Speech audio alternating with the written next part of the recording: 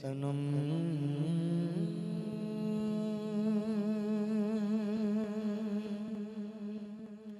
फरसूदा जा पारा से हिजरा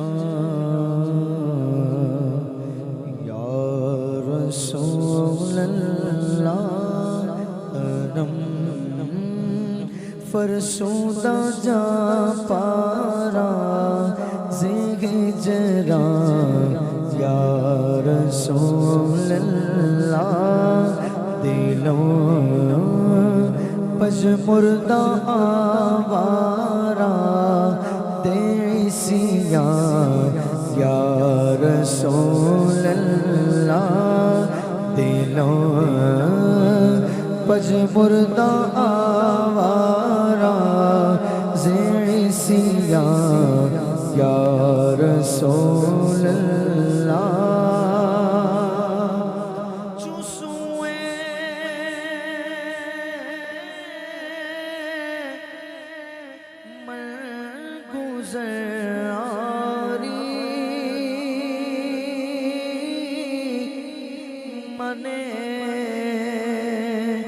मिसकी से नादारी चूसूए मन गुज़र आरी मन मिसकी दे नादारी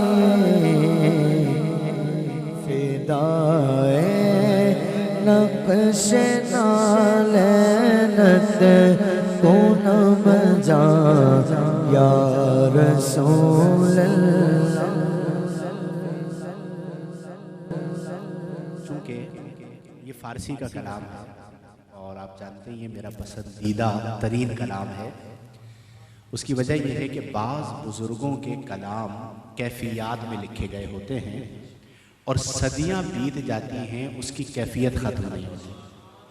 मसलन आप क़सीदा बुर्दा शरीफ को ले लें, अब कोई अजमी भी सुनता है तो उसे वही कैफियत मिलती है जो अरबी को मिलती है, हालांकि उसे माना मालूम नहीं होता। इसी तरह मौलाना जामी रहमहुल्लाह का ये जो कलाम है ये ऐसी कैफियत में लिखा गया है कि जब ये पढ़ा जाता है तो यूँ समझिए कि ऐसा लगता है कि बंदा दरबार रिसालत में हाजिर हो गया है। तो ये जो शेर उन्होंने पढ़ा, मैं चाहता हूँ आप इसे समझिए और फिर सुनिए तो आपको लुत्फ़ मिलेगा कि मौलाना जामी क्या कह रहे हैं। अब आप जानते हैं कि मौलाना जामी आशिक रसूल और इश्क में डूब कर लिख रहे हैं। तो मौलाना जामी कहते हैं कि जो सूए मन गुजर आरी, कि आका जब मुझे ये खबर मिलेगी कि आपका सूए मन मेरी जानिब से गुजर आरी गुजरना होगा तो मैं तो गुलाम हूँ। अब मुझे जब ये खबर मिलेगी कि आका मेरी तरफ से गुजर रहे हैं, मेरी जानिब आ रहे हैं, तो मेरे लिए इससे बड़ी कोई बात हो सकती है? इससे बड़ी कोई बात हो सकती है? तो अब आका मेरी तरफ से गुजर रहे हैं तो मैं आका को कुछ नजर करूं, कुछ पेश करूं, ठीक है जी, और आका की खिदमत में कुछ पेश कर सकूं। तो फिर ख्याल आया मौलाना जामी को कि मैं तो कोई बादशाह नहीं हूं, मालदार नहीं हूं, पेश तो करना है लेकिन मैं नादार हूं। तो कहते हैं चुसूए मन गुजर आरी मने मिस्कीन से नादार, कि मैं हूं भी मिस्कीन और नादार, अब पेश क्या करूं? तो अर्ज करते हैं कि आका और तो कुछ नहीं, इस नादार के पास इसकी जान है, इस नादार के पास इसकी जान है। जब आपका मेरी तरफ से गुजरना होगा तो फिदाए नक्शे नालैनत कुनम जा या रसूल अल्लाह, जब आप मेरी तरफ से गुजरेंगे तो आपके नालैने मुबारकैन के नक्श पर मैं जामी अपनी जान को कुर्बान करूंगा। अब देखिए हमारे यहाँ होता है ना, कोई भी शायरी शुरू कर देता है ये इश्क रसूल है और मदह रसूल है। अब आप देखें कि मौलाना जामी ने क्या कहा कि फिदाए नक्शे नालैन, इस बात को समझें। वो बात क्या है? मसलन एक है नबी करीम सल्लल्लाहु अलैहि वसल्लम के कदमैन, फिर नबी करीम सल्लल्लाहु अलैहि वसल्लम के कदमैन मुबारकैन में है नालैन, फिर नबी करीम जब चल रहे हैं तो वो नालैन जमीन पर बना रहे हैं नक्श। तो मौलाना जामी जैसा आशिक ये कहता है कि मेरी ये औकात नहीं कि मैं कदमैन पर जान को कुर्बान करूं, कदमैन कहां और मेरी जान कहां। اچھا قدمین سے نالین مس ہیں، جڑے ہوئے ہیں، تو مولانا جامی کہتے ہیں کہ میری یہ بھی اوقات نہیں کہ قدمین مبارکین سے ملے ہوئے نالین پر اپنی جان کو قربان کروں، یہ بھی میری اوقات نہیں کہ وہ نالین کہاں اور میں کہاں۔ پھر کیا ہوگا؟ آپ کہتے ہیں جب آقا گزر کے جا رہے ہوں گے تو آپ نے دیکھا ہوگا کہ زمین پر نقش بنتے ہیں نا، نشانات، جیسے اگر آپ 2 قدم چلیں گے تو کتنے نشان بنیں گے؟ 4 بنیں گے، ٹھیک ہے جی، 2 قدم چلے تو 2 قدم ہے تو 4 نشان بنیں گے۔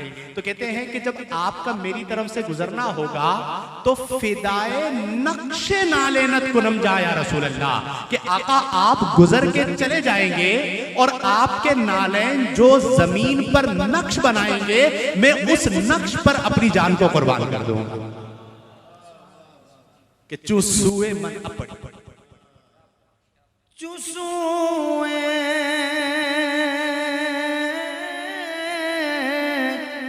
من گزاری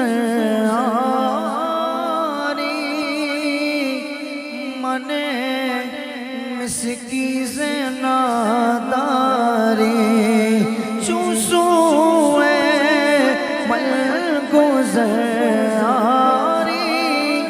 من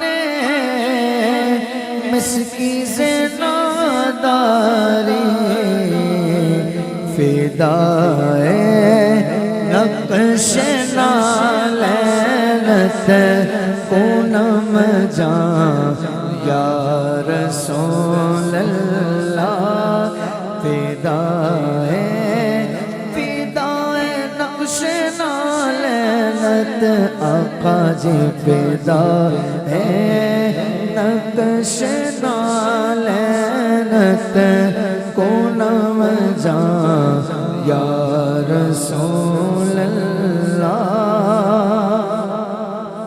اور سکردہ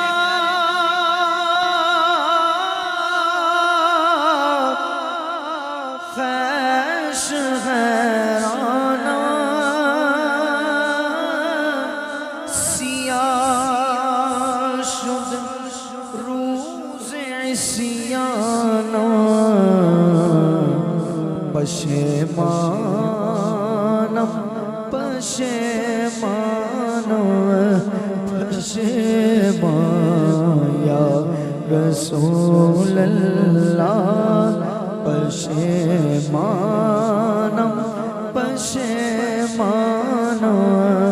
پشیمان یا رسول اللہ۔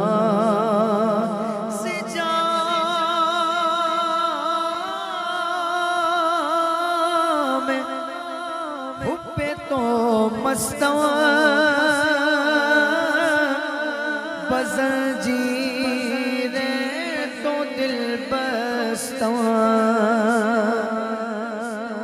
سے جام حب تو مستواں، بزنجیریں تو دل بستواں، نبی گویم کہ من خستواں سو خلداں یا رسول اللہ، نبی گویم کہ من خستواں سو خلداں یا رسول اللہ۔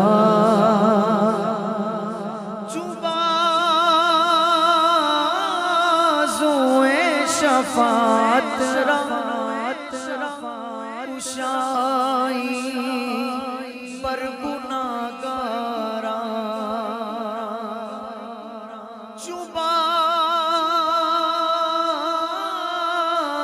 بازوئے شفاعت کشائی پر گناہگاراں،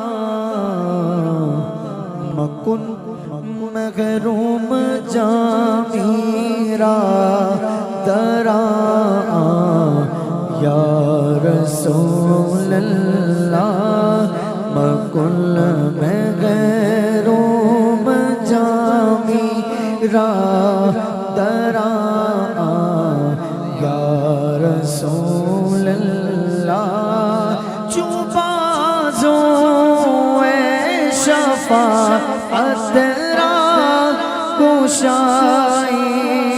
پر گناہگاراں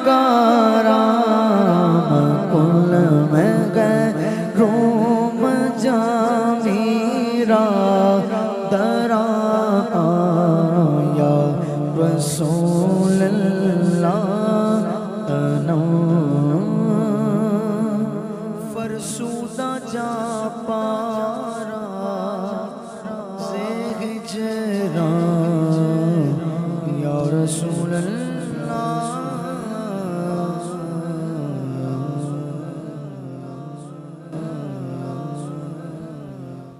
یہ جو آخری شعر انہوں نے پڑھا کہ چو بازوئے شفاعت را کشائی بر گنہگاراں مکن محروم جامیرا دراں یا رسول اللہ. بڑا کمال شعر ہے. نبی کریم علیہ افضل الصلاۃ والتسلیم فرماتے ہیں کہ انا اول شافع و اول مشفع، کہ میں ہی سب سے پہلے شفاعت فرمانے والا ہوں اور میری ہی شفاعت کو سب سے پہلے قبول کیا جائے گا. اللہ ہم سب کی سرکار کی شفاعت عطا فرمائے. تو اب مولانا جامی کہتے ہیں کہ چوں بازوئے شفاعت را کشائی بر گنہگاراں، کہ آقا قیامت کے دن جب آپ کے بازوئے شفاعت کشادہ ہوں گے بر گنہگاراں، گنہگاروں کے لیے. ٹھیک ہے، تو جب آپ کے بازوئے شفاعت گنہگاروں کے لیے کشادہ ہوں گے تو عرض کرتے ہیں مکن محروم جامیرا دراں یا رسول اللہ. آپ کے بڑے بڑے عاشق وہاں پہ ہوں گے تو یہ جامی بھی وہاں پر ہوگا. آقا اس جامی کو وہاں پر مت بھولیے گا، مجھے بھی شفاعت عطا فرمائیے گا. تو میرے پیارے دوستو، نبی کریم صلی اللہ علیہ وسلم کی غلامی یہ ہمارا فخر ہے. یہ کیا ہے؟ اور ہماری یہ امید ہے، اور ہم اللہ کے فضل سے یہ امید رکھتے ہیں کہ قیامت کے دن اللہ تعالی ہمیں اپنے محبوب کی شفاعت عطا فرمائے گا. اور نبی کریم صلی اللہ علیہ وسلم شفاعت فرمانے کے لیے اپنی امتیوں کو دیکھ رہے ہوں. وہ غالباً مولانا حسن رضا خان صاحب کے اشعار ہے نا کہ کوئی قریب ترازو، کوئی لب کوثر، کوئی صراط پہ ان کو پکارتا ہوگا. کوئی قریب، اب منظر ذہن میں رہیے کہ میدان معاشر ہے، کہیں پر ترازو ہے میزان، کوئی پل صراط پر ہے، تو فرماتے ہیں کہ کوئی قریب ترازو، کوئی لب کوثر، کوئی صراط پہ ان کو پکارتا ہوگا. مقام فاصلوں پہ، کام مختلف اتنے، یعنی پل صراط کہیں اور ہے، ترازو کہیں اور لگا ہوا ہے، حوض کوثر کہیں اور ہے. مقام فاصلوں پہ، کام مختلف اتنے، ہجوم فکر و تردد میں گھر گیا ہوگا. اب مولانا حسن رضا خان صاحب نے کیا کمال مثال دی. فرماتے ہیں کہ عزیز بچے کو ماں جس طرح تلاش کرے. آپ نے دیکھا ہے بازار میں کبھی بچہ گم ہو جائے تو ماں کا کیا حال ہوتا ہے؟ بھاگ رہی ہوتی ہے، پوچھ رہی ہوتی ہے کہ میرے بیٹے کو کسی نے دیکھا. تو فرماتے ہیں کہ عزیز بچے کو ماں جس طرح تلاش کرے، خدا گواہ ہے یہی حال آقا آپ کا ہوگا. تو اسی لیے پھر جب اہل عشق ہے نا، ان کا زاویہ نگاہ کچھ اور ہوتا ہے. پل صراط ہے، بال سے زیادہ، تلوار کی دھار سے زیادہ کس پر بنا ہے، گریں گے تو کہاں جائیں گے، تو بندہ ڈر کے گزرے گا. لیکن اعلیٰ حضرت فاضل بریلوی فرماتے ہیں کہ رضا پل سے اب وجد کرتے گزریے. ڈر کے نہیں، کیسے گزریے؟ وجد کرتے گزریے. کیوں؟ کہ یہ نہ دیکھو کہ بال سے زیادہ باریک ہے، تلوار کی دھار سے زیادہ تیز ہے، جہنم پر بنا ہے. یہ دیکھو کہ آقا دعا کر رہے ہیں کہ ربی سلم، اے میرے رب میری امت کو سلامتی کے ساتھ گزار دے. تو جب آقا دعا کر رہے ہیں تو رضا پل سے اب وجد کرتے گزریے کہ ہے رب سلم صدائے محمد. تو اللہ تبارک و تعالی تیری آواز پر. تو یہ نبی کریم صلی اللہ علیہ وسلم کی محبت اور آپ کی شفاعت کی جو طلب ہے، یہ ہمارا اساسہ ہے. تو اللہ تعالی ہم سب کو توفیق عمل عطا فرمائے اور ان کیفیات کے ساتھ رمضان میں داخل ہونے کی توفیق عطا فرمائے. اور یہ دعا کریں کہ اللہ تبارک و تعالی ہمیں سچا پکا عاشق رسول بنائے، کہ جس کے قول اور جس کے فعل میں تضاد نہ ہو بلکہ حسین امتزاج ہو، اس کا قول بھی یہ ہو اور اس کا عمل بھی یہ ہو کہ وہ تمام فرائض و واجبات کی پابندی کرے اور صغائر و کبائر سے اجتناب برتے۔ تو آپ سب ارادہ کرتے ہیں کہ انشاءاللہ رمضان اسی طرح گزاریں گے، کیفیت کے ساتھ بسر کریں گے۔ اللہ تعالیٰ توفیق عمل عطا فرمائے۔